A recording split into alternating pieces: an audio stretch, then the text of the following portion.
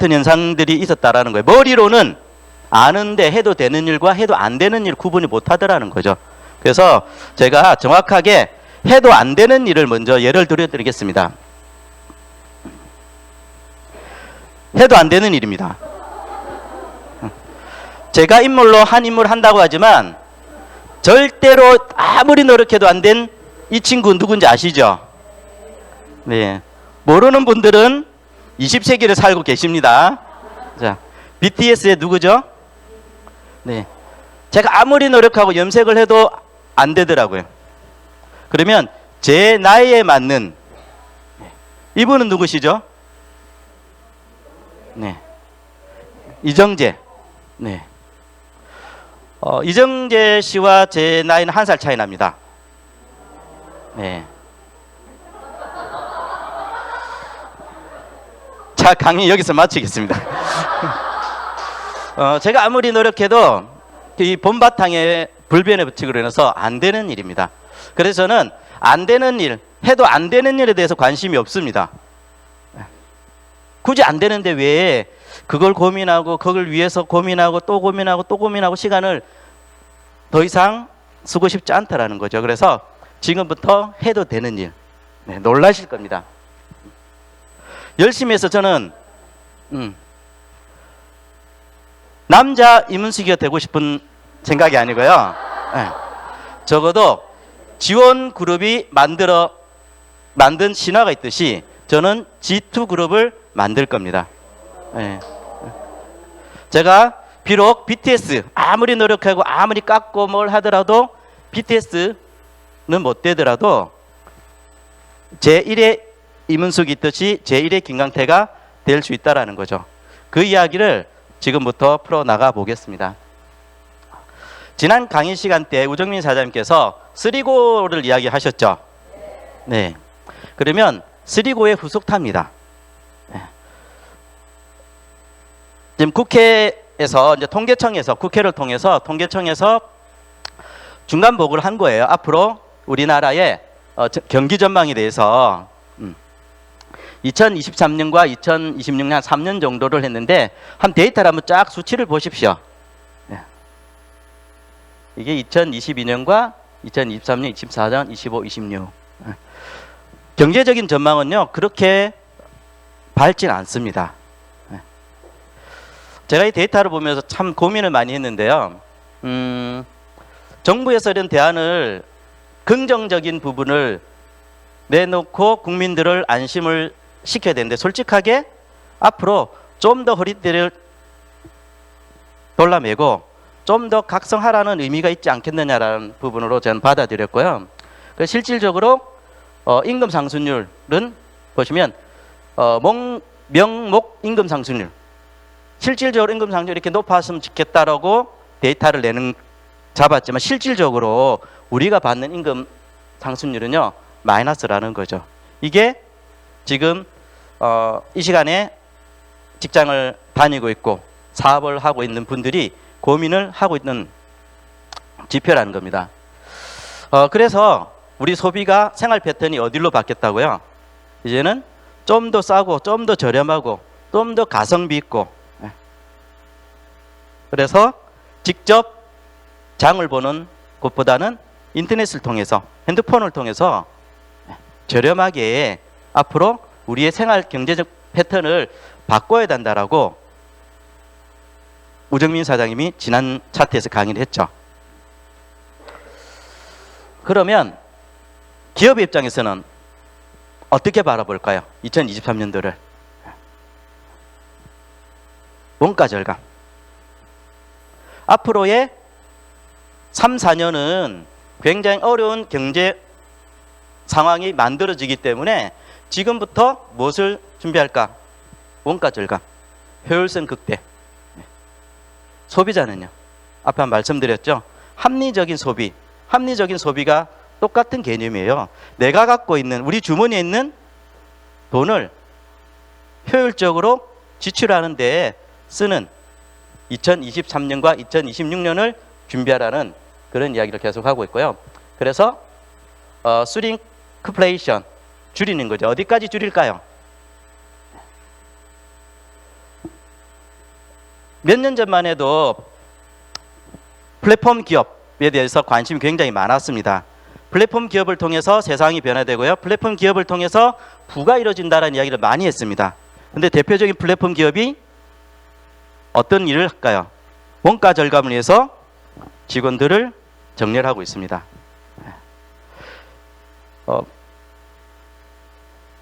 일론 머스크가 트위터를 인수를 했어요. 얼마 전에.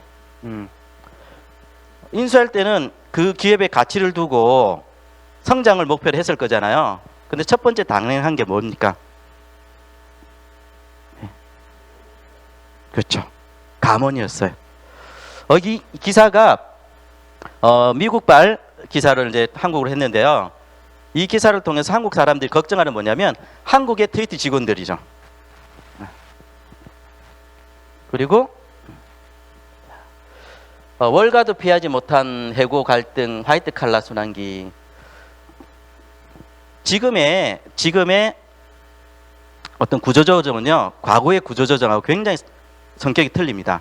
과거에는 블루 칼라였어요. 실질적으로 노동을 대가로 하는 분들이 기계가 들어오고 자동화되면서 굉장히 구조조정이 됐는데요. 지금은 오히려 화이트 칼라인 거죠. 지식층, 어느 정도 충분한 기술이 있고 사회를 리딩했던 화이트 칼라 분들에 대한 구조조정이에요. 우리가 제가 여러분들에게 집중해야 될 부분은 이제는 플랫폼에 포커스를 맞춘 게 아니라 플랫폼 CEO에 포커스를 맞춰야 된다는 거예요. 플랫폼 노동자나 플랫폼 소비자가 되면 우리의 앞으로의 삶이 점점 좋아질 것인가? 경제적인 뿐만 아니라 많은 생활 패턴에서도 더 윤택하고 더 좋아질 거라고 기대를 하시는 분이 계실 것이라고 보는데 앞으로는 아니라는 걸 이야기를 하고 있습니다. 플랫폼 기업에는요, 사람이 초창기에는 플랫폼을 가동을 돌렸어요. 그런데 지금은 AI라는 기계를 통해서 사람이 하는 역할을 대신하고 있습니다. 우리 코로나 때 이런 이야기 많이 했죠. 집에서 재택근무 굉장히 좋아들 했습니다. 근데 재택근무 위에 돌아가지 못한 분들이 굉장히 많으세요. 근데 지금도 재택근무를 이야기하는 분이 계십니다. 앞에 일론 머스크가요, 트위터 직원들을 감원하면서 어떤 것을 내세웠냐면 재택근무 하지 마라. 재택근무자를 우린 쓰지 않겠다. 네. 그래서 우리가 플랫폼이 편하고 플랫폼을 통해서 많은 혜택을 누리고 있지만 우리의 관점은, 저와 여기 계신 사장님들의 관점은 플랫폼 CEO의 관점을 두셔야 됩니다. 네. 앞으로 한국에도 플랫폼 속에서 존재하는 많은 근로자들이 이런 해고라는 소식통을 받을 거라고 얘기를 하고 있습니다. 제가 앞으로 두 가지 책을 통해서 그럼 어떻게 지금의 이 사회를 그리고 앞으로의 사회를 살아갈 거냐라는 부분을 제안을 해드리겠습니다. 돈이 따르는, 그리고 돈이 따르는 사람과 돈이 따르지 않는 사람. 이 책은요, 3고 시대인 지금이 나온 게 아니라 3저 시대 때 나왔습니다. 근데 결론을 보니까요, 3저 10년 전에 3저로 고민했던 고민이나 3고로 고민하는 지금이나 똑같은 대안점을 제시를 하고 있다는 거예요. 두 가지를, 큰 틀에서 두 가지를 이야기합니다. 돈이 따르는 사람의 특징은 꿈이 있는 사람, 그리고 불황일수록 돈을 지키는 방법을 아는 사람. 이 키워드가 두 가지가 똑같더라고요. 현재 시중에서 많은 책들 한번 보십시오. 지금 3고 시대에 어떻게 이 사회를 이끌어 나갈까, 살아남을까라는 책들을 보시면요, 똑같이 이 두 가지를 이야기를 하고 있습니다. 결국은요, 돈에 대해서 제대로 인식하고 제대로 바라보고 제대로 알지 못하면 결국은 돈은 나를 따라오지 않고 항상 내가 돈을 따라가는데 결국은 나한테는 돈이 없다, 그런 이야기가, 그런 말로서 똑같은 맥락이라고 말씀드릴 수가 있겠습니다. 그럼 본격적으로 말씀드리면요, 돈이 따르는 사람들은 마인드가 틀립니다. 돈이 따르는 사람의 마인드와 돈이 따르지 않는 사람의 마인드는 틀린다고 합니다. 그래서 돈이 안 따르는 분들의 공통적인 언어 중에 하나가 돈이 없어서 못해, 시간이 없어서 못해, 기술이 없어서 못해, 내가 언어를 공부하고 싶어 학원비가 없어서 못해, 이런 이야기를 하는 거죠. 근데 돈이 따르는 분들은 찾는 거예요. 내가 외국에서 나가지 못하면 국내에 영어를 할 수 있는 분, 언어를 할 수 있는 분. 그리고요, 돈이 안 따르는 분들의 공통적인 특징이 있으면 돈을 계산하지 않습니다. 돈이 따르는 분은요, 늘상 돈을 계산하는데 우리는 언제 계산합니까? 잔돈 받을 때. 이 포인트에서 웃으라고 하던데요. 네. 사람한테 한번 보세요. 내가 월급을 받든 아니면 어떤 적금을 받든 사업비를 받든 돈을 계산하십니까? 내가 들어올 돈과 나갈 돈과 돈을 불릴 돈과 돈이 없어질 돈을 계산하십니까? 돈을 계산 안 하기 때문에 돈이 안 벌린다고 합니다. 그리고요, 돈이 안 따르는 분들의 공통점이 하나입니다. 20대부터 젊을 때부터 노후를 걱정해서 저축을 한답니다. 젊은이들은요, 저축을 하는 게 아니라 꿈을 꾸고요, 미래를 개척하고 미래를 어떻게 만들까 고민해야 되는데 지금 연금을 생각해 보니까 고갈돼. 그럼 내가 어떻게? 저축을 해라. 저축을 해서 연금 모은다. 그래서 국민연금에요, 10대부터 20대에 연금 드는 분들이 많으세요. 근데 이분들이 부모 세대가 들어준다라는 거죠. 근데 실질적으로 돈이 따르는 분들은요, 꿈을 돈과 시간으로 환산하는 능력을 키웁니다. 그래서 실질적으로 꿈의 형태, 제 꿈은, 오랫동안 갖고 있는 제 꿈은 선교 CEO입니다. 선교사가 아니라요, 선교지라는 곳에 돈을 보내고요, 기술을 보내고 기기를 보내는 기업을 하는 CEO가 제 꿈입니다. 그래서 꿈의 내용은 금방 말씀드렸죠. 그럼 기간은? 제가 목표 잡은 기간은요 55세입니다. 제가 올해 52이거든요. 앞으로 3년 되면 저는 이 일을 할 거고요. 그래서 필요한 예산은 보니까 시작할 때 딱 보니까 통장에 1억이 갖춰지면, 종잣돈이 있으면 시작할 수 있더라고요. 그리고 제가 어떻게 달성할 것인가, 메나테크를 선택했습니다. 제가 2017년도에요 그 전에 했던 여러 가지 일들을 다 놓고 메나테크만을 선택했죠.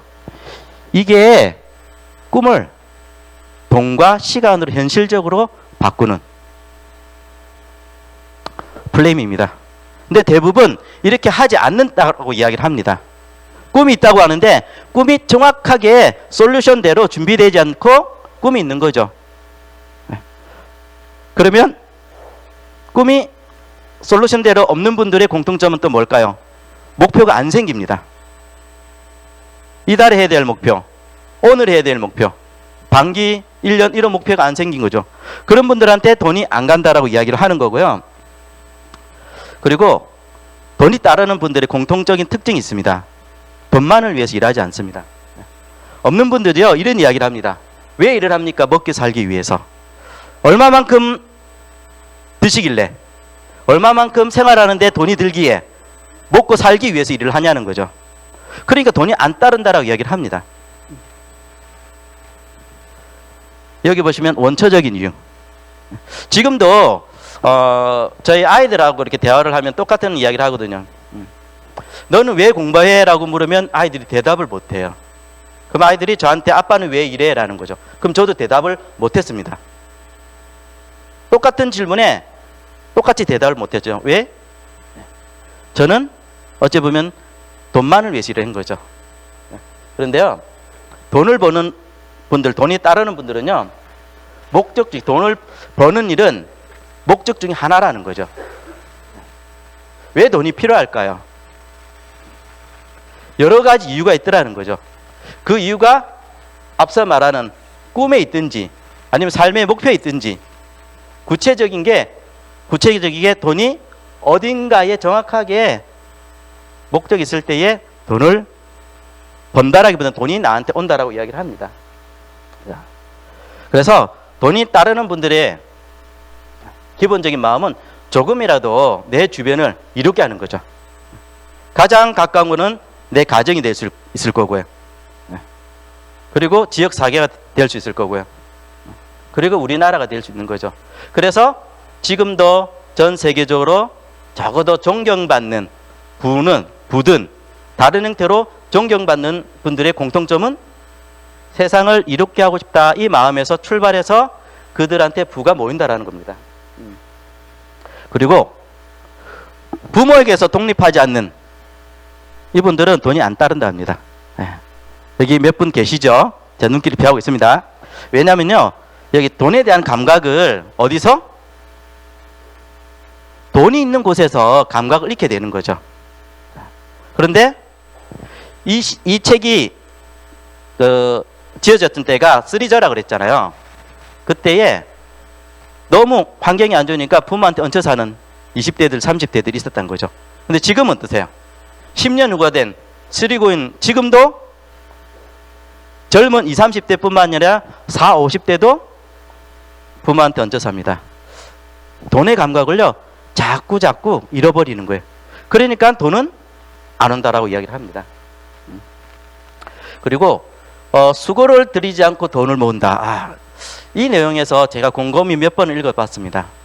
과연 돈을 모으는데 수고를 하지 않고 돈을 모을 수 있는 그런 일이 있을까? 이 책에서는 저축을 이야기하고요, 주식, 투자를 이야기합니다. 그래서 일례로 통장을 여러 개를 구분해서 돈의 흐름을 시각해라. 월급 받는 통장, 뭐 생활비 쓰는 통장, 적금 쓰는 통장, 또 학원비 쓰는 통장, 이렇게 실질적으로 돈이 어떻게 흐르는지를 좀 시각해라라고 제안을 해주고 있고요. 그러면서 내가 수고하지 않고 돈을 들이는 방법, 명확하게 이 책에서 답을 하지 않았지만 투자라는 부분인 거죠. 그럼 투자는 뭐가 있어야 됩니까? 그렇죠. 결국은 돈이 있어야지 투자를 하는 거죠. 그러면 누가 투자를 할 수 있을까요? 돈이 따르는 사람. 돈이 따르지 않는 사람은 투자를 할 수 없습니다. 100만 원 가지고 주식을 했습니다. 그럼 얼마가 남을까요? 최고로 많이 번 사람이 얼마를 벌었다고 소문이 났습니까?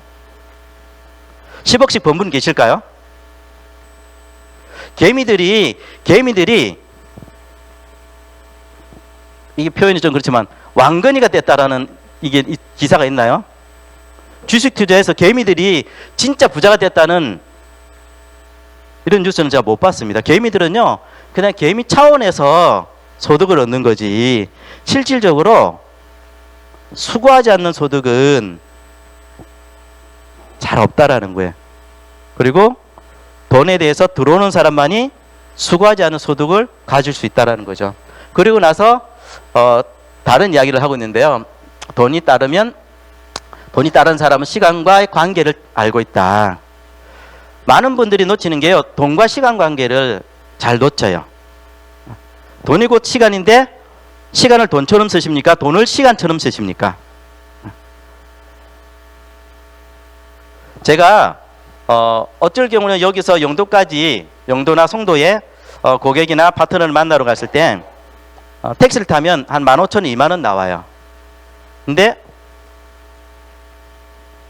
그러면 한 20분에서 30분이 가고요. 그리고 버스를 타면 1,300원입니다. 근데 40분에서 1시간이 소요됩니다. 여러분들은 어느 쪽에 돈을 쓰시고 어느 쪽에 시간을 쓰십니까? 이런 이야기들을 하고 있다는 거죠. 그리고 투자하지 않으면 재산이 줄어들 간다. 그럼 돈이 없으면 내 재산이 줄어들 가잖아요. 그럼 어디에 투자를 해야 되느냐? 시간에 투자하라는 거죠. 그리고 금리나 경제를 모르면 돈은 따르지 않는다. 여기 계신 분들 대부분 사업가입니다라고 이야기를 하십니다. 굉장히 중요한 부분입니다.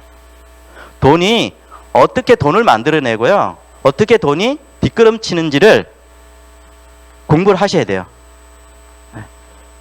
그러면 학원 가기 힘드시면 이런 강의를 통해서, 책을 통해서 익히셔야 되고요. 그리고 삶의 힘과 커뮤니케이션의 힘을 기르는 거. 10년 전에도 10년 후에도 이 커뮤니케이션을 하지 못하면 돈이 따르지 않는다고 이 책에서 이야기를 하고 있습니다. 그래서 전 세계 경제활동을 하는 많은 분들이 결국은 봉급자와 자영업자야. 이 사분면에 있으면서 어떻게? 돈을 따르지 않는 그런 일에 시간과 열정을 투자한 거죠. 예. 따르는 분들은 그 시스템, 투자자를 통해서 돈을 계속 만들어 나가고 있다라고 이야기를 하고 있습니다. 또 하나의 책을 제가 여러분들께 선보이고 싶습니다. 이 책은요, 돈을 버는 심리예요. 앞에 책은 실질적으로 돈을 따르는 사람이 어떤 형이냐라고 이야기를 하고요. 이 책은 돈을 버는 우리의 심리, 돈이 새는 우리의 심리가 있다라는 거죠. 돈은 여러 가지 이름을 붙이느냐에 따라서 그 용도가 틀려집니다. 공돈, 느낌이 어떠세요? 네, 행복하신 표정이죠. 주운 돈, 네, 별로 안 반갑죠. 근데 이 공돈과 주운 돈의 공통점은 어차피 나한테 없던 돈이에요. 그럼 어떻게 쓰셨습니까? 네, 빨리 쓰셨죠. 10만 원을 주었을 때 느낌이 어떻던가요? 수십만 원, 10만 원을 주어보신 적이 없죠? 우리가 하늘만 보면 안 돼요. 네. 그런데 월급은 어떻습니까? 네. 성질나죠. 그럼 여기서 여러분들이 정말 돈을 돈같이 쓰는 돈은 어떤 돈입니까? 어떤 이름의 돈에 돈같이 쓰십니까? 적금. 똑같은 100만 원인데 공돈의 100만 원은요, 괜히 그 가치가 원래 없던 돈이니까. 근데 내가 월급으로 받은 100만 원은요, 피같죠. 결국은 돈은 그 이름에 따라서 형태가 달라지는데, 그럼 우리는 돈을 어떻게 부르고 있냐는 거예요. 이제부터 퀴즈를 드리겠습니다. 맞추시면 뭘 드릴까요? 자, 쉬운 문제부터 드리겠습니다. 백화점에서 사은품을 나가잖아요. 근데 왜 백화점 사은품에는 현금이 없을까요? 상품권. 네. 자, 앞에서 제가 아이고 못 봤죠? 앞에서 이야기를 했는데, 네. 왜 주냐면요, 쓰기 딱 좋은 돈으로 해서 주는 겁니다. 여러분들이 여러 가지 이야기했잖아요. 백화점에서는 다른 돈의 이름을 바꾼 거예요. 상품권이라고. 그래서 딱 쓰기 좋을 만큼. 매번 우리가 로또를 사잖아요. 로또를 왜 살까요? 혹시나 해서. 네. 근데 로또를 샀는데 걸리지 않는다 라고 알면은 로또를 살까요? 안 사죠. 로또를 사는 이유는요, 포기와 희망의 차이입니다. 여러분들이 지금 이 자리에 나온 이유 중에 하나예요. 포기와 희망입니다. 무엇을 포기하고 무엇을 희망할까요? 자, 또 제가 질문을 드리고 말씀드리는, 물건을 살 이유와 사지 않을 이유 어디에 있을까요? 내가 물건을 살 이유와 물건을 사지 않을 이유. 필요성. 다들 이제 자신이 점점 없어집니다. 그 전에 하나의 문제를 더 드리겠습니다. 부모 A와 부모 B가 있습니다. 그러면 어느 부모에게 양육권을 주어야 하는가라고 봤을 때 여러분들은 1번과 2번 중에 어느 분에게 양육권을 줄까요? 실질적으로 미국에요, 그 하버드 대학에서 연구를 한 부분입니다.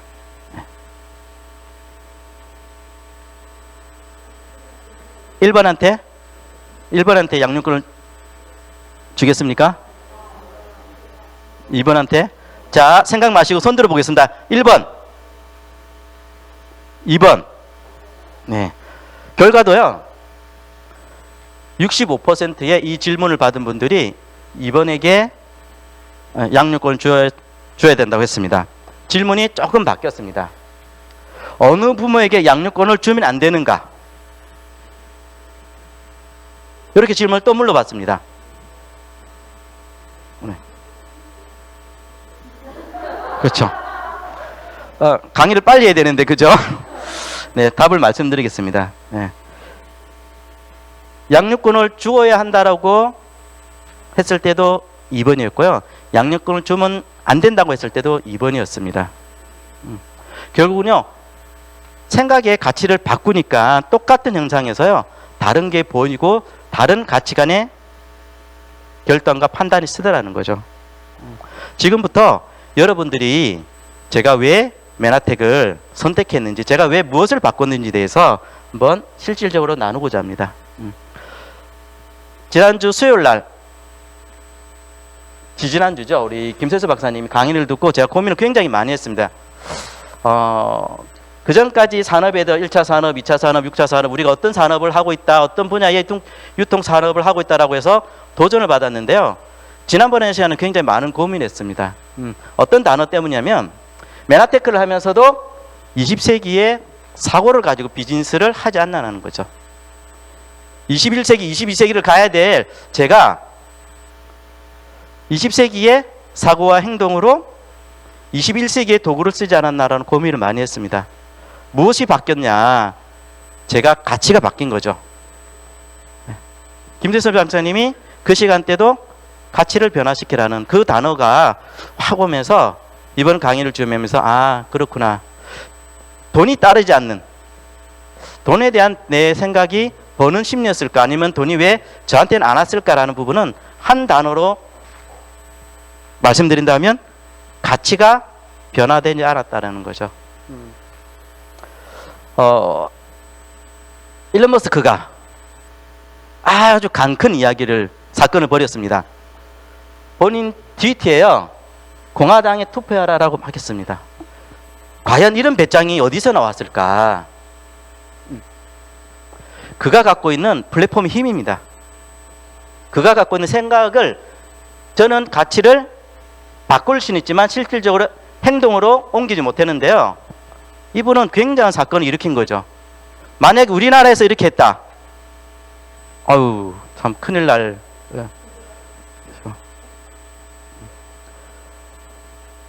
그래서 저와 여러분들이요, 이 현금 흐름의 사북면에서 시스템 사업가로 거듭나고 시스템 사업가로 살기 위해서, 살아보기 위해서 이 자리에 오셨고 제 강의를 들으신다면요, 이제는 선택을 하셔야 돼요.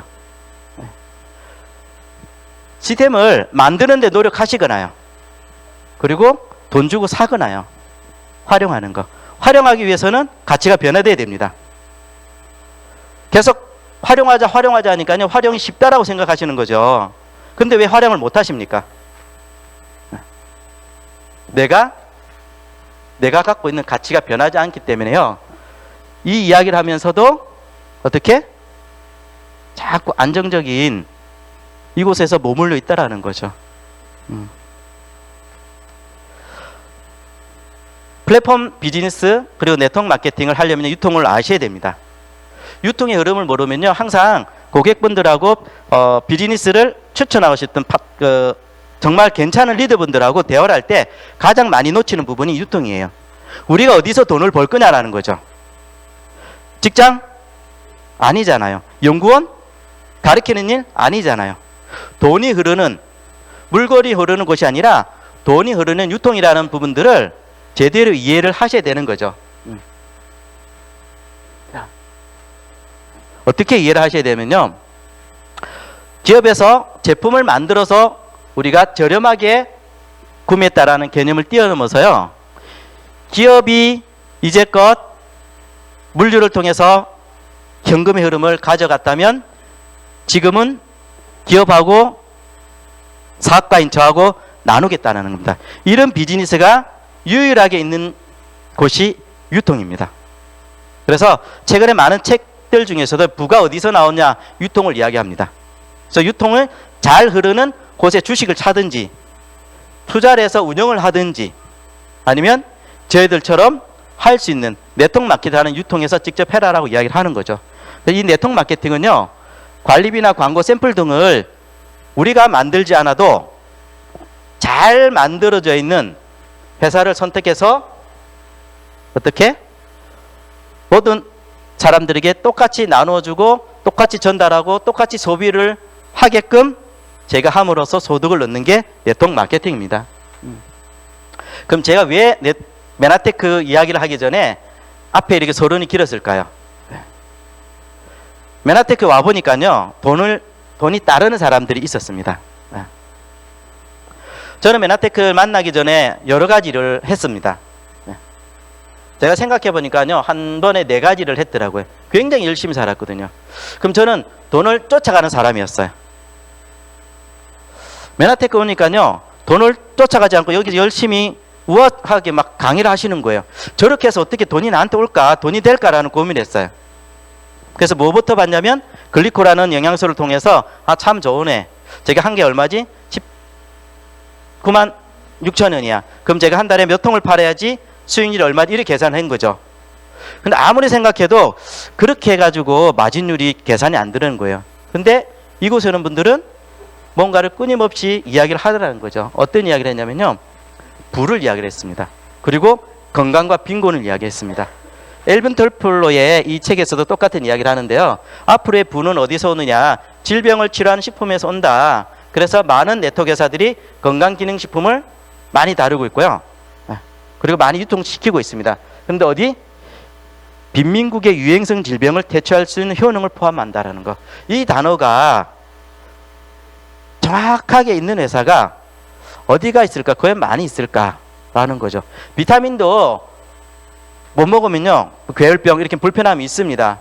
그런데 그게 근원적인 질병이 해결되기보다는요, 비타민 채워서 괴혈병은 없어지지만 또한 질병이 왔을 때 답을 줄 수 있는 영양소는 아니다라는 거죠. 그리고 이런 이야기를 합니다. 앞으로의 시장은 헬스케어 시장. 엘빈 토플로는 질병까지가 세상에 부를 가져온다는데 지금 현재 시장의 규모가 약 1경 3천조, 어마어마한 시장이 우리한테 열려있다고 이야기를 하고 있고요. 그러면서 엘빈 토플로의 책에서 또 이야기를 합니다. 인공혈액형과 당생물학. 이 책에서 톡 집어서 이쪽 관심을 가져라. 물론 여기 보시면 이제 산업 로봇이나 휴머노이드라는 부분이 있어요.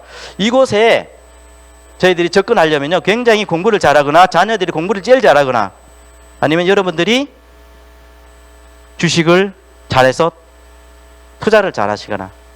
그런데 인공혈액형 우리 분야는 아니죠. 당생물학은 우리가 공짜로 얻었잖아요. 여기 와서 전 당생물학을 처음 들었습니다. 저는 메나테크를 만나기 전에 단당 복합당에 관심이 있었거든요. 그러나 어느 날 8가지 당을 이야기를 하시는 거죠. 제가 노력하지 않고 엘빈 토플로가 이야기했던 당을 여기서 알게 되었습니다. 그리고 우리 아이들이 배우는 교과서에 실리고 있습니다. 우리 아이가 이제 8살이거든요. 초등학교니까. 세포 이야기를 합니다. 혈액 이야기를 해요. 저보다 훨씬 똑똑합니다. 넘어져서 피가 나는데 딱지를 혈소판이 딱 막는데요. 그럼 혈소판끼리 대화를 한답니다. 제 8살 때는 그런 말이 없었거든요. 우리 아이들이 당 영양소를 배우고 있고요. 세포를 배우고 있습니다. 그리고 아이들뿐만 아니라 전 세계 전문가들도 이미 오래전부터 이 당에 대해서 배우고 있다라는 거죠. 이렇게 미리 배웠기 때문에 시장이 1경 3천조의 큰 시장에서 독보적인 역할을 하지 않을까라고 저는 생각합니다. 많은 유통회사들이요, 영양식품, 기능식품, 보조식품들을 취급하고 있지만 메나테크만이 갖고 있는, 이곳에 많이 있는 특별한 아이템이 아까 말씀드렸던, 우리 아이들도 배우고 있던 이 세포의 이 촉수라는 촉수를 만드는 구성 물질인 거죠. 이게 8가지 탄수화물로 되어 있습니다. 얘네들이 제대로 이 세포에 촉수가 구성되지 않으면 질병이 오더라. 그 이유가 우리 몸은 모두 세포로 되어 있고 그 세포마다 형태나 모양이 다르지. 이렇게 빼곡하게 촉수로 덮여 있다라는 거죠. 이 촉수가 없을 때 결핍되면 우리가 알고 있는 질병들이 오더라고 이야기를 합니다. 그래서 말이 아니라 이제 특허로 저는 제가 노인 복지와 의료기관 한 20년 근무를 했거든요. 처음에 이 영양소를 당 영양소를 저한테 우리 조정 사장님 주셨을 때 굉장히 놀랐습니다. 그래서 안티카페 들어가서요 이분들 구해주고 싶었습니다. 왜냐하면 다른 부분은 아니라 의료법하고요 약사법에 의해서 질병 치료 결과라는 이 단어를 쓰면 의료법 위반입니다. 약으로 등재되거나 약으로 허가받지 않은 곳에서는요 질병이나 치료 결과를 쓰시면 안 됩니다. 그런데 국가에서 내준 특허가 질병이 나열되어 있고 치료가 됐다 이 자료를 저한테 주신 거죠. 그럼 굉장히 오류인 거죠. 그래서 제가 특허청에 가서 자료를 뽑았습니다. 맞더라고요. 근데 이거를 왜 국가에서 줬지? 진짜냐? 오류가 아닐까? 라고 해서 제가 보기 시작했습니다. 그랬더니 글리코 영양소는요 환자 자체 치료력을 높이는 데 꼭 필요한 거죠. 왜 질병과 치료 결과를 쓸 수 있느냐? 우리 인체가 원래 자체 치유력이 있었는데 거기에 꼭 맞는 영양소들을 줬더니 우리 스스로 하더라. 그거를 전 세계 75만 명의 임사를 통해서 검증된 거죠. 어느 영양소가 이렇게 확실한 자료를 가지고 이야기를 하는 곳이 저는 못 봤고요. 메나테크에서 확인했습니다. 그리고 나서 제가 메나테크 회사를 알아봤더니 나스닥에 등재되어 있더라고요.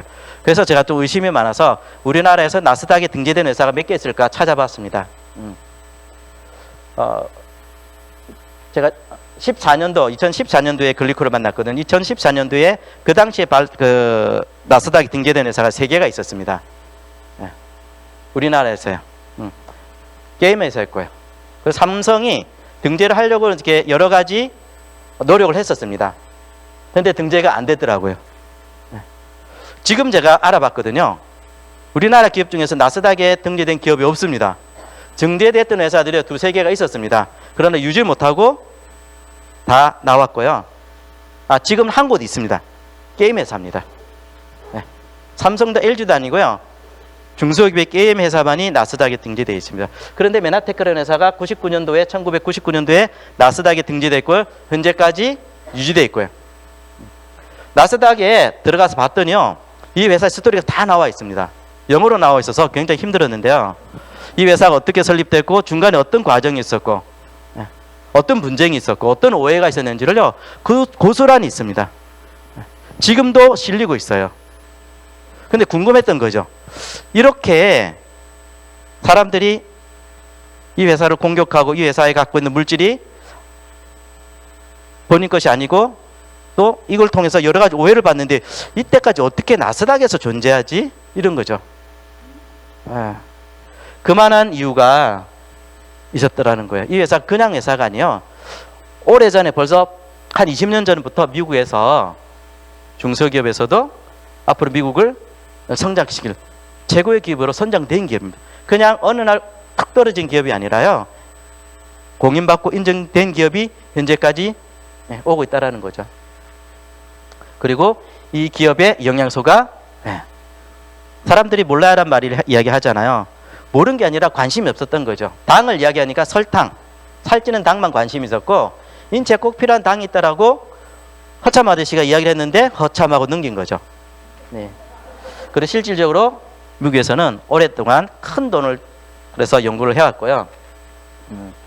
그럼 이걸 통해서 딜레마는 이렇게 좋은데 과연 제가 처음 해봤던 이 네트워크 마케팅은 새로운 유통을 할 수 있을까라는 고민 저는 했던 거죠.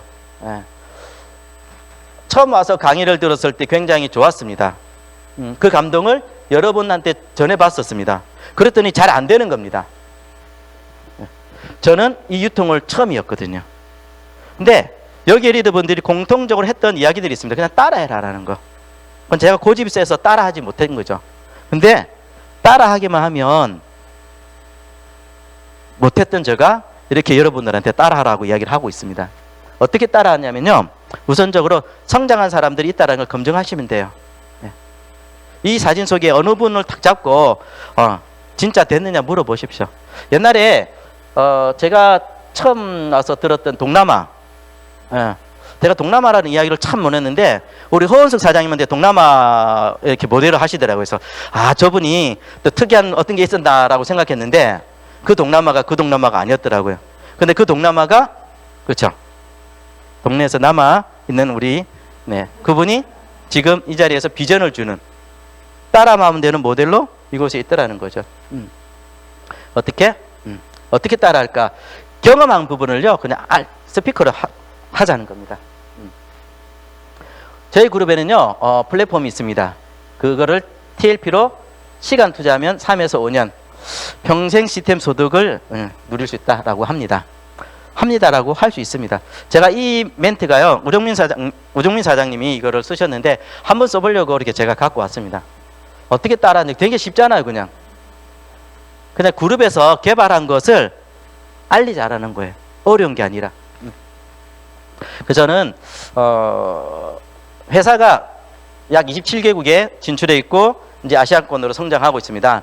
제가 개인적으로 기대되는 거는요 회사가 진출하는 거 좋지만 제가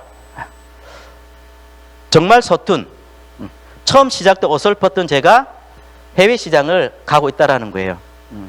호주를 통해서 인도네시아를 문을 계속 두드렸거든요. 인도네시아가 열린 게 아니라요 미국의 본사가 열렸습니다. 인도네시아를 개척하고 파트너하고 소통했더니요 이런 고민인 거죠. 인도네시아는 메나테크가 진출이 안 돼 있어요. 제품이 가기 힘들어요. 인도네시아에서 제품을 얻고 비전을 가지고 저희처럼 사업을 하겠다는 분들이 나오는데요 그분들한테 비전을 줄 수 있는 게 한계가 있더라고요.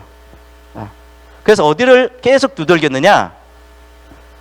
호주 본사가 아니라 미국 본사를 두들겼습니다. 우리가 이렇게 인도네시아를 개척하고 있는데 인도네시아 고객들하고 사업이 나오고 있는데 뭘 좀 해주세요 했더니 미국의 전 유럽을 담당하는 그 CEO가 어떻게 해주면 되겠느냐 손을 내밀었고요. 그래서 사업 설명을 했고 후원을 받았고요. 후원이 끝이지 않고 그럼 또 무엇을 해줄까? 인도네시아에서 직급자가 나오면 호주의 GIP로 데리고 가겠답니다.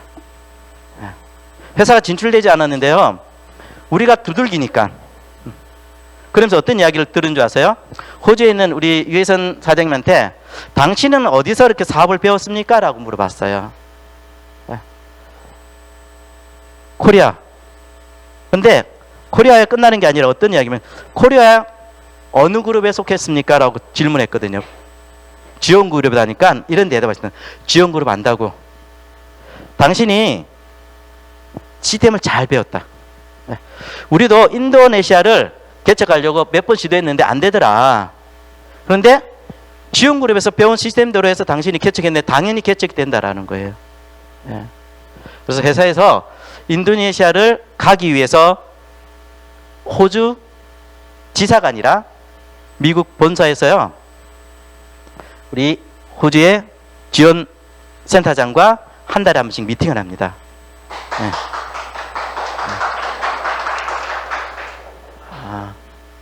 제가 열심히 한 건요 테드의 원본이 됐고요 한 사람을 복제했습니다. 그리고 실질적으로 사업 설명했는데 공간상 30명을 초대했어요. 그날 20명 분인 정도 오시고 한 10분 정도는 오시다가 갔어요. 인도네시아라는 나라가 교통편도 그렇고 또 더운 나라이기 때문에 이동을 잘 안 한답니다. 근데 이곳에서 이렇게 비즈니스를 하겠다는 분들이 나왔고요. 이분들한테도 똑같이 TLP 1+1을 테드를 이야기를 하고 있습니다. 처음에 테드 하니까 곰돌이를 떠올리시더라고요. 근데 지금 테드 하니까 복제합니다. 어떻게? 배운 대로 무엇을? 지원의 시스템대로 똑같이 설명을 하고 있더니 일이 되고 있습니다. 그러면 뭐니 해도 보상이죠. 보상은요 메나테크의 보상 7가지밖에 없습니다. 제가 이 보상을요 타사분들하고 이야기를 정확하게 한번 풀어드렸어요. 굉장히 놀라더라고요. 보상이 왜 이렇게 간단해? 그분이 저하고 미팅했을 때 본인들 회사가 보상이 굉장히 간단하다 했습니다. 쉽고 예, 바이너를 해서 뭐 평생 받을 수 있고 이렇게 하시더라고요. 근데 제가 이 보상을 6가지를 하는데 또 없어라는 거죠. 저희들이 생각하는 것보다 훨씬 다른 유통을 하시는 분들은요, 메나테크 보상을 제대로 한번 이야기를 하시면 되게 쉽다라고 이야기하십니다. 그러니까 여러분들이요, TLP 보상은 더 쉽잖아요. 테드를 복제했을 때 내가 받는 보상만 알려드리더라도 이 6개가 안 돼, 다 설명을 안 하더라도 충분하게 우리의 이야기를 우리가 갖고 있는 이 아이템뿐만 아니라 보상까지 인정을 받을 수 있습니다. 그래서 보상을 조금 넘어갈게요. 자.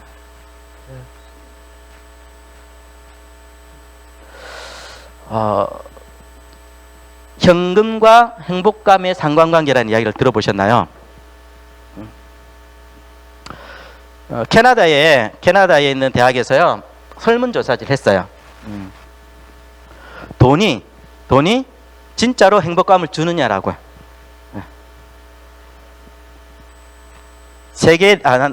4개국을 통해서 이런 실험을 진행했는데요. 많은 대다수의 분들이 돈과 현금과 행복감은 분명히 상관관계가 있는데, 일정 수준의 이상의 소득이 있는 분들은 돈이 행복감을 주는데 영향을 미치지 않더라는 연구였습니다. 그 돈이 얼마냐면요, 연봉 한 1억 6천.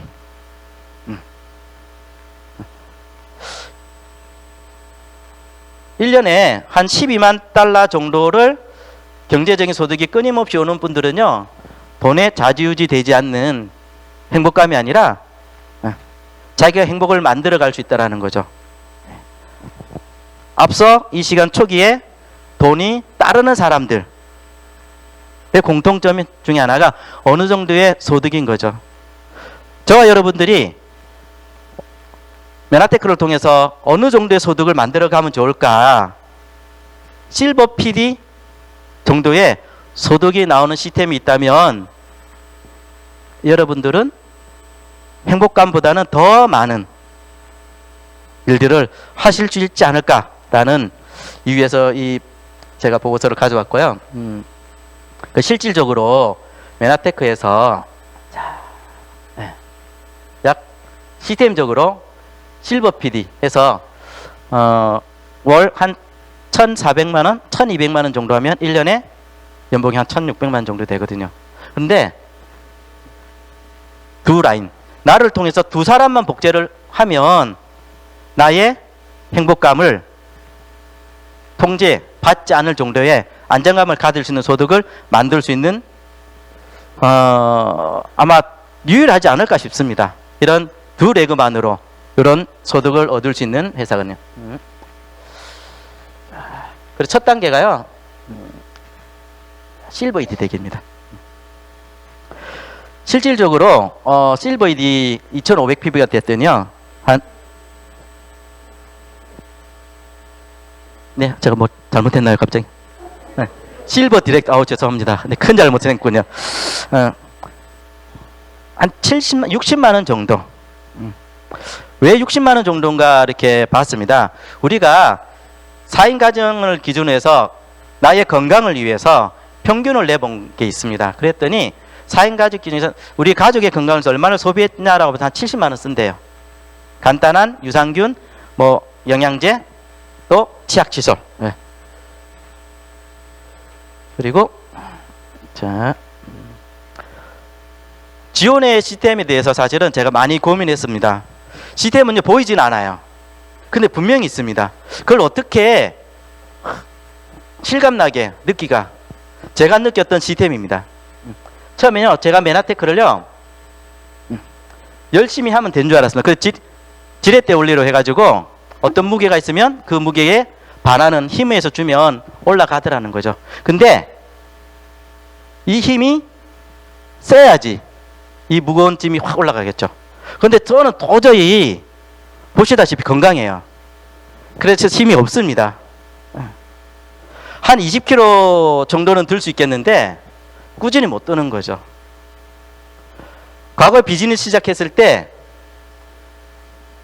제가 열심히 하면 되는 줄 알았습니다. 따라가면 그게 시스템인 줄 알았습니다. 그래서 밀기도 했고요. 열심히 쫓아다녔고요. 그런데 시스템이 뭘까라는 궁금증이 생겼습니다. 지온의 시스템은요, 도르래의 원리입니다. 지렛대의 원리가 아니고요. 저와 여러분들이 열심히 하는 것처럼 보이죠? 나무꾼은 저였습니다. 제가 높은 것을 향해서요, 좀 더 많은 소득, 안정감을 찾고 갔는데요, 스폰서들이 위에서 당겨주는 힘으로 제가 성장을 하고 있다는 거죠. 이 당겨주는 힘이 시스템입니다. 이 당겨주는 힘을요, 거부하면 어떻게 되겠습니까? 계속 밀고 가는 거예요. 그래서 어디에 집중? 네트워크 마케팅을 하는 게 아니라 세일즈에 집중하는 거죠. 내 힘으로 자꾸 간다고 생각하는 거죠. 우리는요, 스폰서가 당겨주는 이 도르떼의 원리로 시스템 위에서 성장하는 겁니다. 제가 오늘 강의를 준비하면서 사실은 이 이야기를 많이 하고 싶었는데, 이 이야기를 갖고 있는 자료나 이 서적들이 없어서 제가 좀 더 연구하기로 했습니다. 너무 감사한 거는요, 이 도르래죠. 먼저 앞에 경험한 시스템을 만들어간, 제가 이문석 사장님 첫 그림 보여드렸죠. 앞에서 시스템을 만들고 얼마나 힘들었을까. 처음에는 김대우 사장님, 문민우 사장님은 이렇게 막 땡겨서 이렇게 했는데, 어느 순간 이 두 분이 조정자 사장님을 또 모셔왔어요. 그 세 사람을 땡기니까 얼마나 힘들겠습니까? 그런데 지금은요, 수백 명을 땡기는데 힘이 안 들 거예요. 왜냐하면 이 도르래가 처음엔 고정 도르래였거든요. 하나밖에 없었습니다. 근데 이게 복제가 되니까요, 유동 도르래가 생겼습니다. 도르래가 하나 둘씩. 그래서 저도 할 수 있겠다라는 생각을 했습니다. 마무리 짓겠습니다.